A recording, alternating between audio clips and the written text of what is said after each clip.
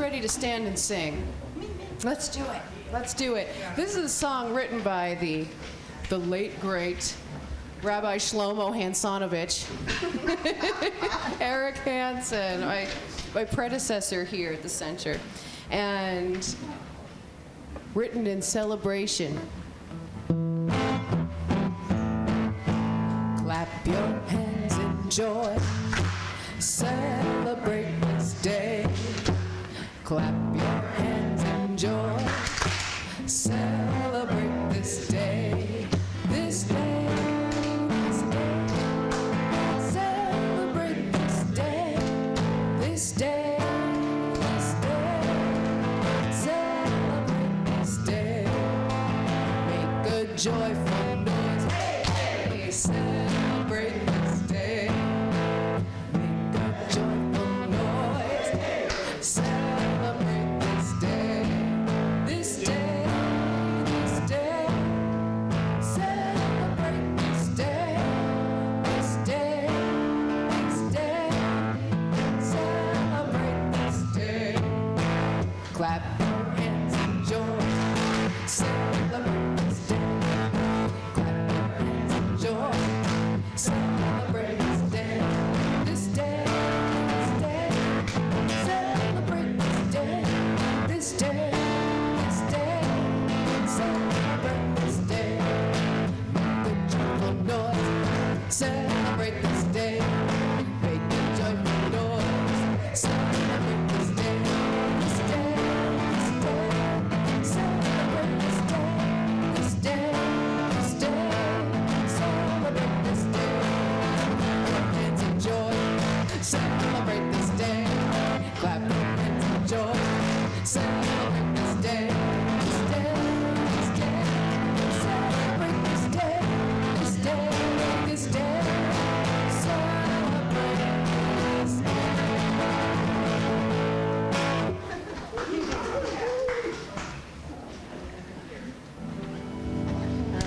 Hello, my name is Kathleen Graves.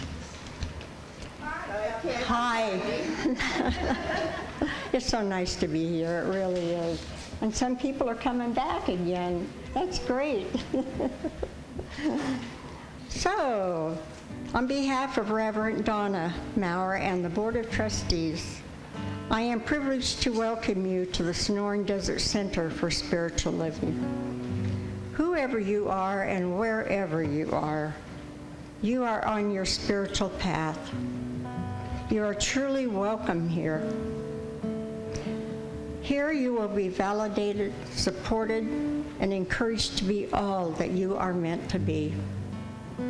Our vision statement is loving action every day in every way. We express this love by learning and living the principles of the science of mind, and you'll find our declaration of principles at the back of your program. So please join me now in reading them. I believe there is an infinite intelligence operating throughout the universe. I believe this intelligence is only good. I believe this intelligence expresses as me. I believe through my conscious use of this power, I create my life as happy, healthy, and complete, and so it is. So if this is your first time here, we especially welcome you.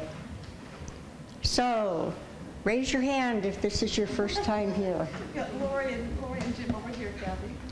Oh, Lori and Jim. yes, all right. Lori And Jim. and Jim. All right, good to have you here, and you were married by Reverend Donna. That's amazing. Not too long ago, huh? That's great. Well, we love having you here. We really do.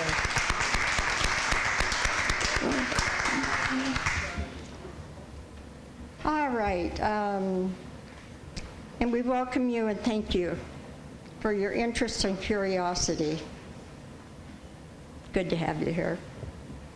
I would like to thank those who are assisting to make this morning possible. There are a lot of names of helpers. Susan, Wanda, Doug, Don, and Louis. Rosie. Yeah, we have so many good workers. Lynn, John, Gray. Yeah, so many good workers here. Isn't this amazing how many we have? Really, it's really great. So, I know that Susan wants to come up and make a point or talk to you about something, so we'll let her come up here.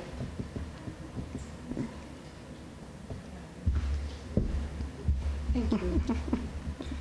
Remember last week I forgot my notes? I put them in my purse.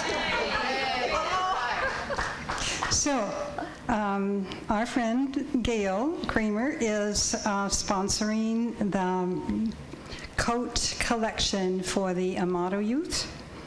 And also, I believe, let's see, do I have notes on the back? Yes, I do. And for older children, youth. All 5 Rotary clubs will have collection sites. There are 15 collection bins. The Green Valley Chamber of Commerce, Trends Consignment Boutique, Santa Cruz Valley Hospital, the 7 major GVR rec centers. And the distribution won't be until November 6th, so we have plenty of time to put aside coats, and I might be able to talk Reverend Donna into putting an announcement in our Thursday when it gets closer to the time. We have so much to share, and we're talking about gently used coats or brand new ones, if you wish. So let's support our young people. Thank you. That'll be great. It'll really be great. Okay, so please direct your attention to the announcements in our bulletin, and if you're watching us online, please visit cslac.org for our announcements and events calendar. Thank you.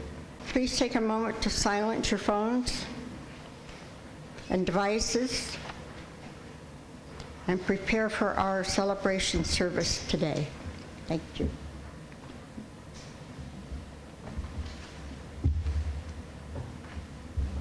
Give me a minute.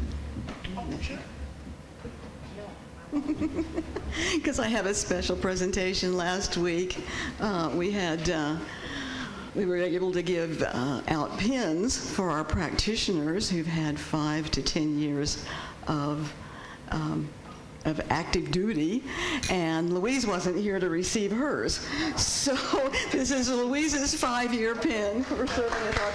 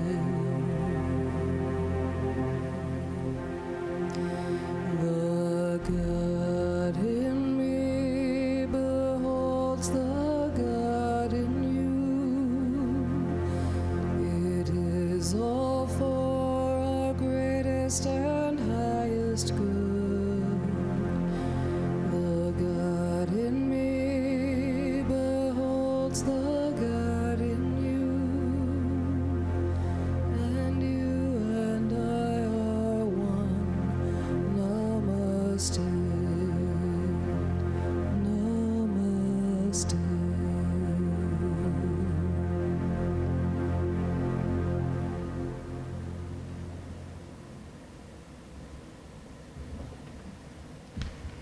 morning. My name is Louise, and I am your practitioner this Sunday.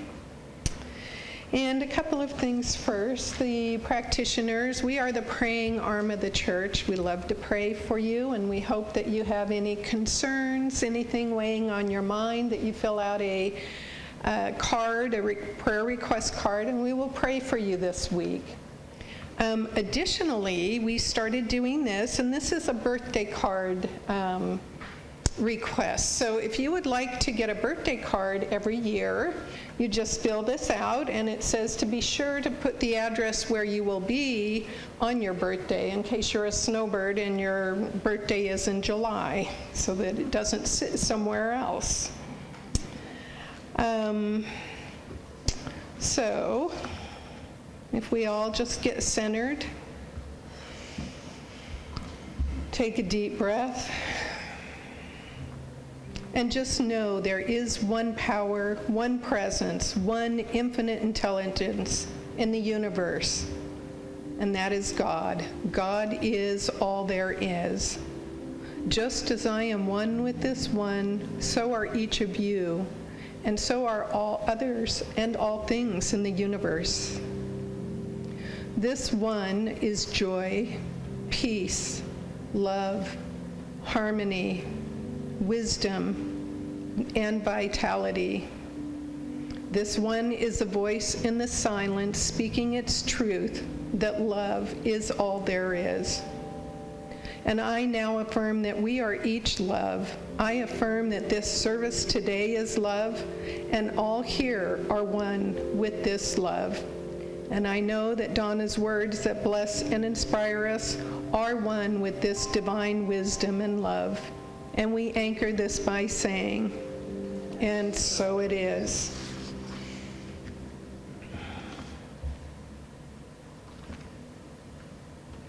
So my reading today is from The Gifts of Imperfection by Brené Brown. It is called Cultivating Authenticity. Authenticity, like many desirable ways of being, is a practice. There are people who consciously practice being authentic.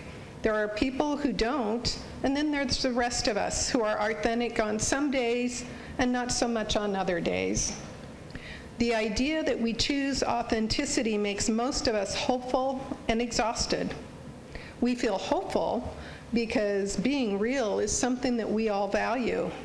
We feel exhausted because most of us know that choosing authenticity in a culture that dictates everything from how much we're supposed to weigh to what our houses are supposed to look like is a huge undertaking. Authenticity is a daily practice of letting go of who we think we are supposed to be and embracing who we are. Choosing authenticity means cultivating the courage to be imperfect, to set boundaries, and to allow ourselves to be vulnerable. Choosing authenticity means exercising the compassion that comes from knowing that we are all made from strength and our struggles. And it's nurturing the connection and sense of belonging that can only happen when we believe that we are enough. Authenticity demands wholehearted living and loving, even when it is hard, even when we are wrestling with the shame and fear of not being good enough, and especially when the joy is so intense that we are afraid to let ourselves feel it. Mindfully practicing authenticity during our most soul-searching struggles is how we invite grace, joy, and gratitude into our lives. Choosing authenticity is not an easy choice. E.E. Cummings wrote, "To be nobody but yourself in a world which is doing its best, night and day, to make you everybody but yourself, means to fight the hardest battle which any human can fight, and you can never stop fighting. Staying real is one of the most courageous battles that we will ever fight. It's not so much the act of authenticity that challenges the status quo. I think of it as the audacity of authenticity. We don't want our authenticity to be perceived as selfish or narcissistic. The voices in our head and around us can be loud and relenting. What if I think I am enough, but others don't? What if I let my imperfect self be seen and known, and nobody likes what they see? What if my friends, family, coworkers like the perfect me better? Authenticity isn't always a safe option. It means stepping out of our comfort zone. And trust me, it is easy to get knocked around when you're wandering through new territory. If you're like me, practicing authenticity can be a daunting choice. There's risk involved in putting your true self out in the world, but I believe there is even more risk in hiding yourself and your gifts from the world. Namaste.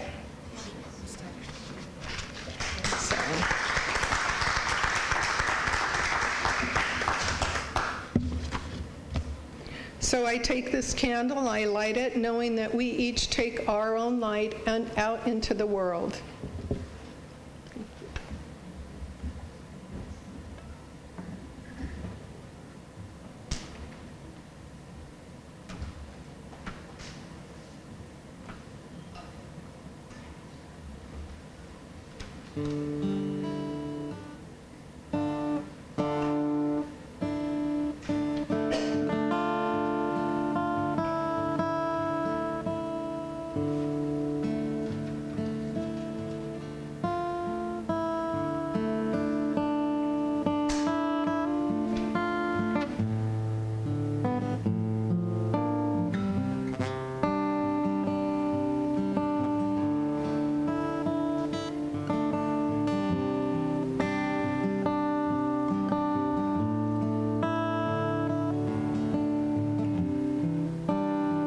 Song by Ajit Kaur.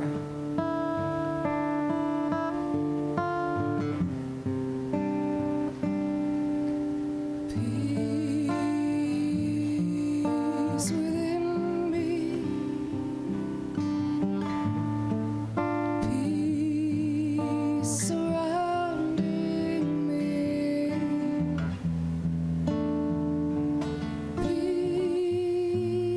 peace from me. Bye.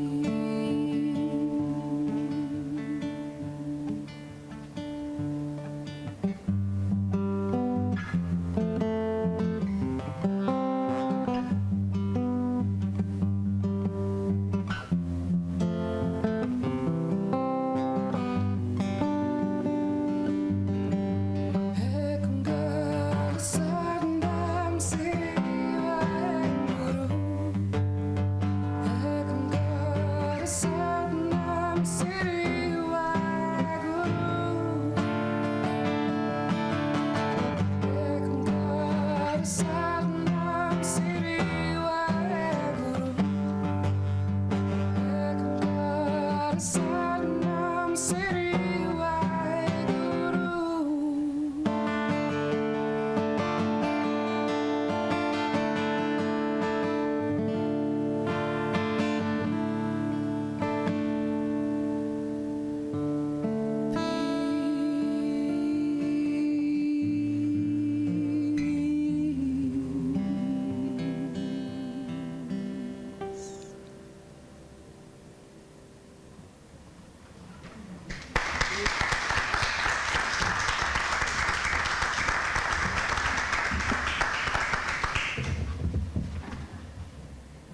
Thank you, Heather. That was beautiful. Good morning. How many people here have I married? Okay, there's 3 couples and. Only John that I know of. Yeah. Have you married more than one man? Don't ask that. No, I mean performed weddings, not married. Just kind of fun. It's kind of fun. Lori and Jim, I was telling someone that they were the last couple that I married because we were about 10 days into COVID. And they were married at Desert Meadows, and I couldn't even hug them. And it just felt unfinished, so hopefully we'll get a hug today. Well, good morning. Our September theme is Celebrate This Day, and I like Eric's song and the way that Heather does it. And I chose it because a lot of religious events occur during this month, and I've done this series before, but I love that our teaching allows us to delve into these other religions and beliefs so that we can see how these beliefs intersect with our own, and our spiritual understanding broadens because of this. August 30th was the birthday of the Hindu god Krishna, and our topic today, all paths, Arjuna, lead to me, comes from the Bhagavad Gita, which translates as the Song of God, and is a major part of the wisdom literature of Hindu culture. Now, Indian spirituality can be traced back as far as 3,000 before Common Era, with some estimations being much, much older.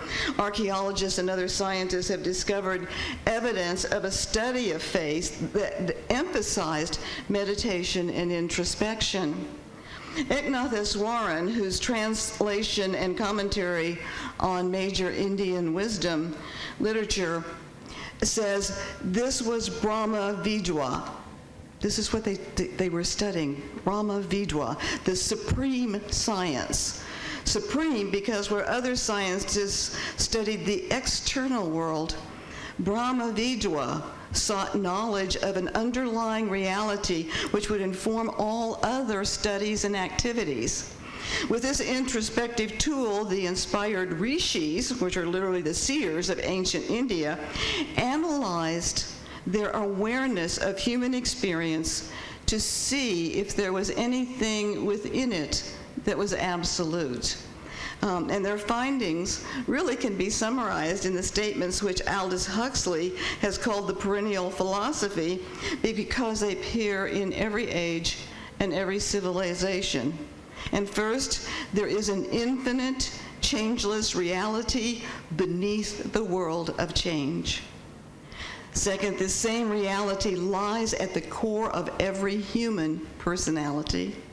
And 3, the purpose of life is to discover this reality experientially, that is, to realize God while here on earth.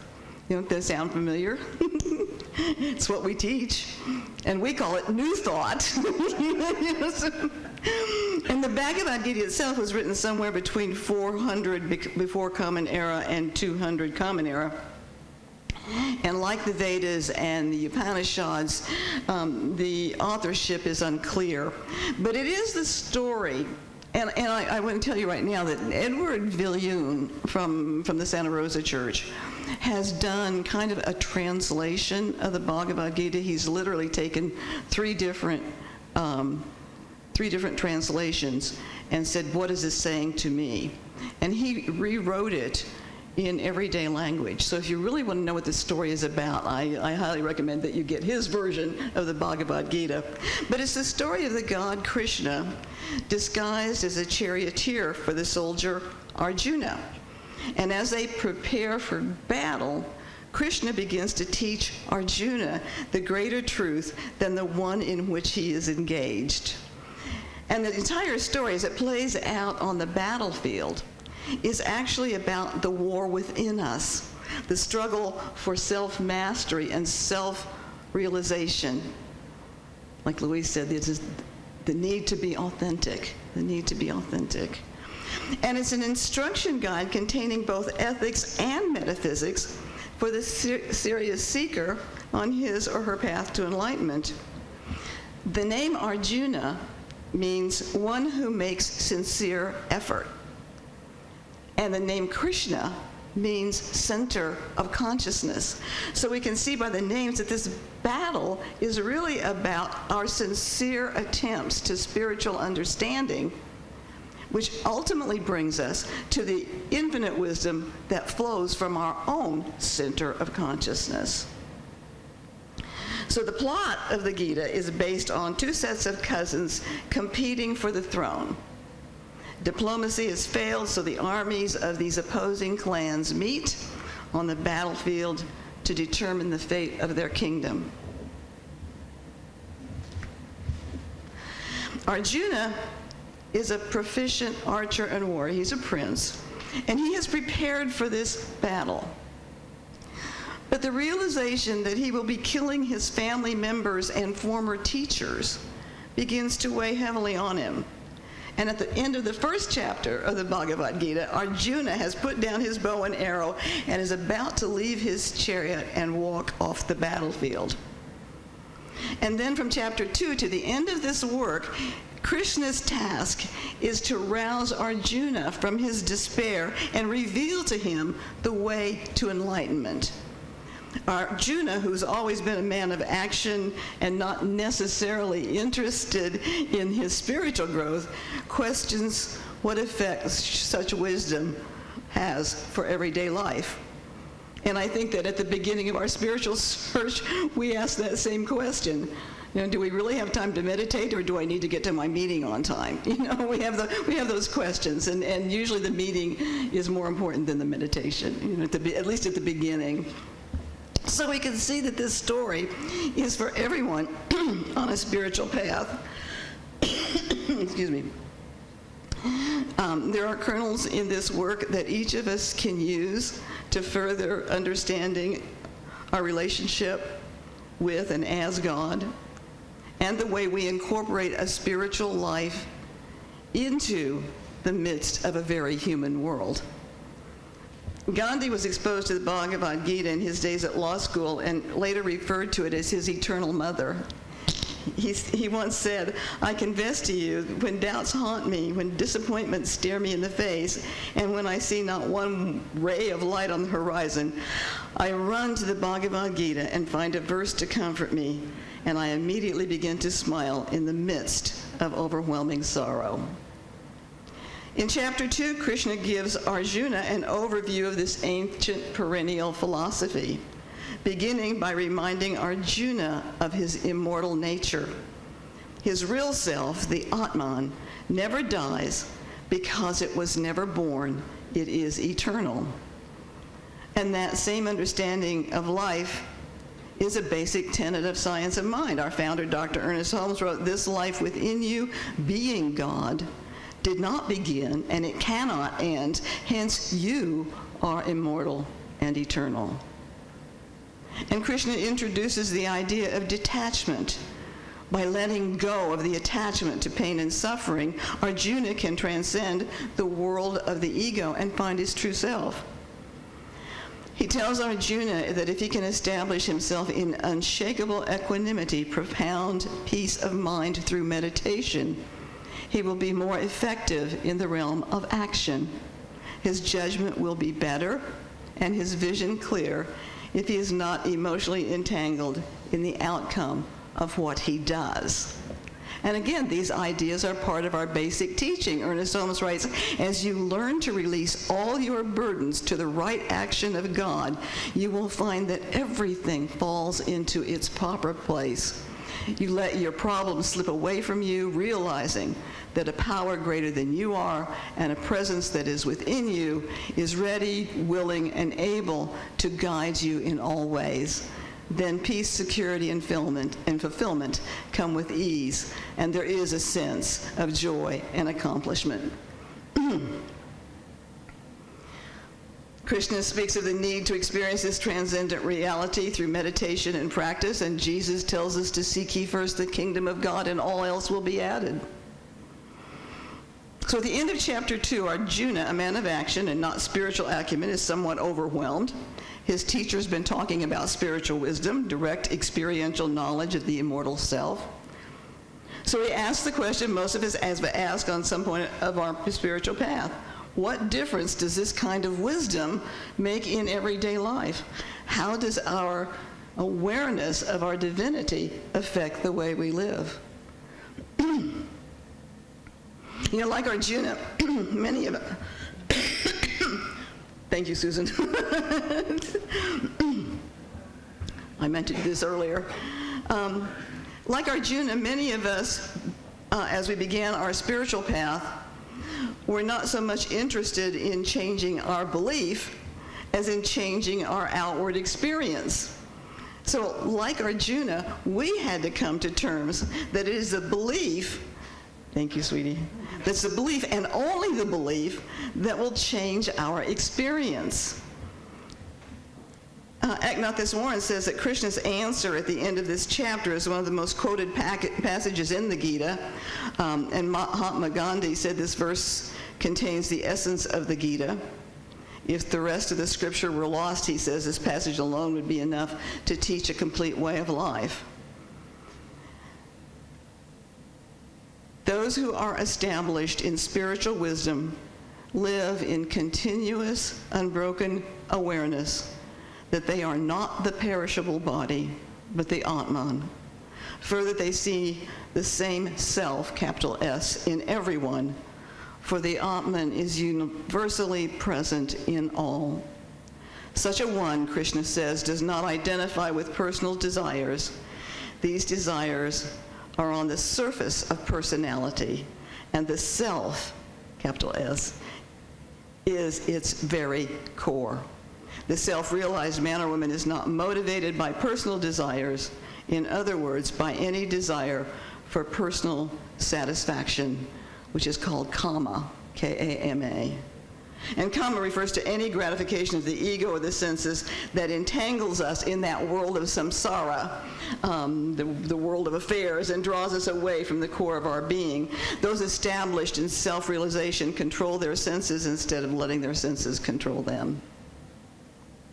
And the balance of the Bhagavad Gita are the paths through which the student finds enlightenment. There are actually 3 paths, and then a 4th that's called bhakti, but bhakti is the ultimate result of any of these 3.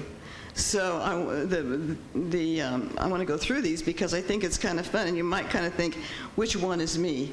Because we each have a different personality that brings us into our spiritual wisdom.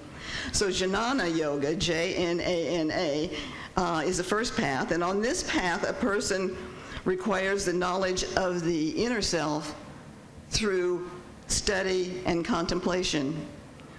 We become aware of the importance of realizing our true self, and we seek to find something deeper than our ego.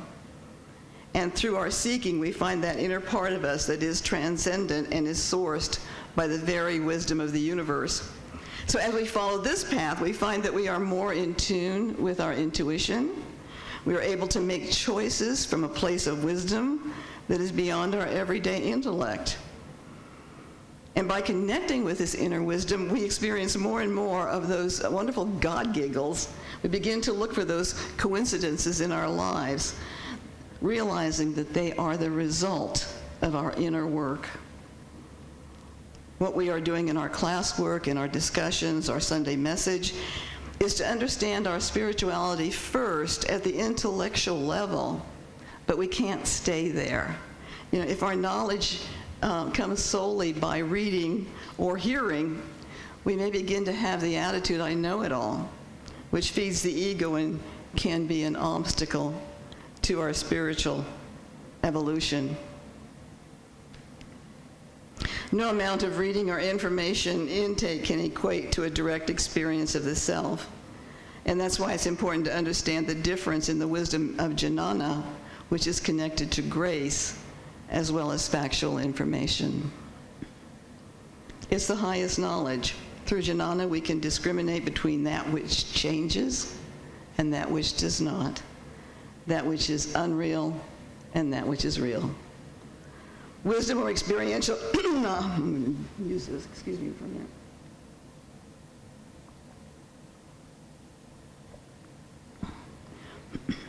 Wisdom or experiential knowledge of the self brings surrender and devotion into the life of the one who practices jnana. And the second path is that of karma yoga, and that's called the path of action. And this is really Arjuna's path to God, because he's a trained warrior, and he has been a man of action since childhood. But Krishna tells Arjuna, let not the fruits of action be thy motive, nor let thy attachment be to an action. Perform work in this world, Arjuna, as a man established within himself, without selfish attachments, and alike in success and defeat, for yoga is perfect evenness of mind. So we can call this path of karma yoga the path of selfless service. We put in our effort without being attached to the outcome, and when our actions are performed selflessly with full focus and attention, then we find that fulfillment. And according to the Gita, acting without being attached to the fruit of one's deeds, this alone can lead to union with the capital S self, which is the ultimate goal of enlightenment. You know, Susan talked about our annual Warmth from the Heart jacket project for the kids, and actually it's for everybody, so it's adults as well. But the first one that we had, Kathy was one of the people, I forgot the last name. She was one of the people that was helping, that was on the committee. And she was there to help find jackets for the kids. And she told me that one little boy desperately wanted a blue jacket. And she helped him, and he found one that fit him perfectly. Blue with bright green trim. And together they found gloves to match. Kathy said her heart soared as she watched him run around the entire food bank showing off his new blue coat and his gloves. But what she said to me is the crux, I think, of karma yoga. Donna, I thought I was doing for others, but I have never had a deeper experience of joy than watching that little boy. He will live in my heart forever. So the reward of action as the result of karma yoga is not money or fame, but those moments that will live in our heart forever. And the third path is sannyasa yoga, and here the seeker realizes that it is not the actions, but attachment to the result of actions, which is responsible for our bondage. Attachments keep us in our ego. When we are attached to the result, then if it's not forthcoming, we're disappointed, angry, tempted to blame somebody else. And keeping ourselves attached to outcomes, results, or possessions will keep us from being able to see and experience our oneness with God and with all creation. There's a story, and I'm told it more than once, but there's a story in Anthony de Mello's Song of the Bird that gives us an insight to the consciousness of a sannyasi. The sannyasi had reached the outskirts of the village and settled down under the tree for a night when a villager came running up to him and said, the stone, give me the precious stone." "What stone?" asked the sannyasi. "Well, last night the Lord Shiva appeared to me in a dream," said the villager, "and told me that if I went to the outskirts of the village at dusk, that I should find a sannyasi who would give me a precious stone that would make me rich forever." The sannyasi rummaged in his bag and pulled out a stone. "He probably meant this one," he said, as he handed the stone over to the villager. "I found it on the forest path some days ago. You can certainly have it."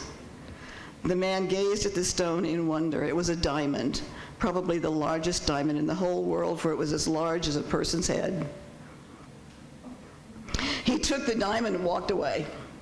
All night he tossed about in bed, unable to sleep. Next day, at the crack of dawn, he woke the sannyasi and said, "Give me the wealth that makes it possible for you to give this diamond away so easily." So, I don't know that any of us would give away a 10-pound diamond. But that's our path. As spiritual seekers, our path should lead us to a place where we're not so attached to material possessions or to the results of outcomes, and we can begin to see beyond them. In the sannyasin's world, he has everything because he has enlightenment, and that's why he can so easily release the diamond. If you've got it all, you don't need more. So as you and I let go of attachments, our lives will automatically be happier. We can let go of failures that keep us feeling less than. We can let go of resentments and find freedom in our heart. We can clean our closets, letting go of stuff we've been attached to, creating space and a sense of order. We can let go of a fixed idea and open ourselves to the endless possibilities of spirit.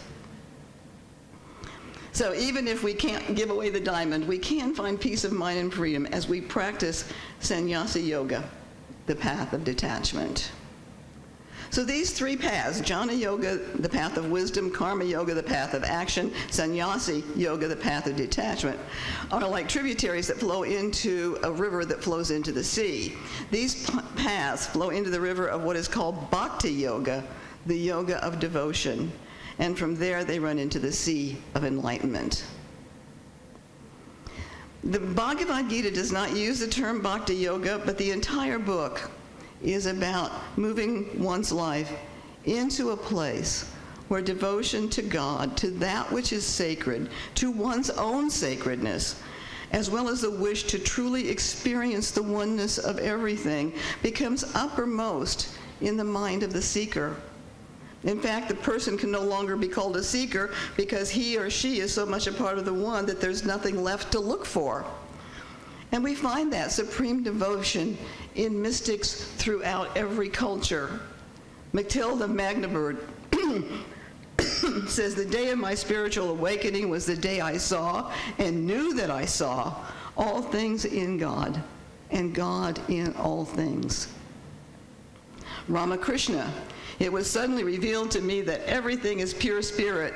The utensils of worship, the altar, the door frames, all pure spirit. Men, animals, other beings, all pure spirit. Then, like a madman, I began to shower flowers in all directions. Whatever I saw, I worshipped." And from a writer of the ancient Upanishads, "Long and narrow is the ancient path. I have touched it. I have found it. The path by which the wise knowers of the eternal, attaining to salvation, depart hence to the high world of paradise." And I love this from Rumi. "If you find me not within you, you will never find me, for I have been with you from the beginning of me."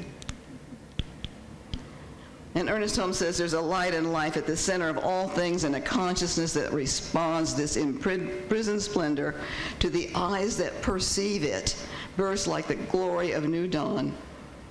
This incarnated consciousness and intelligence in all things can communicate itself to us and speak a divine language to the one who listens." So what we find in the Bhagavad Gita, we find in every spiritual search. The whole purpose of every experience, every activity, every faculty is to turn us inward and lead us back into that divine source within us. So whether it's through the teachings of Ernest Holmes, of the great mystics of every religion, every culture, or whether it is in the affirmation of Krishna. As they approach me, so I receive them. All paths, Arjuna, lead to me. Thank you. Namaste. Thank you.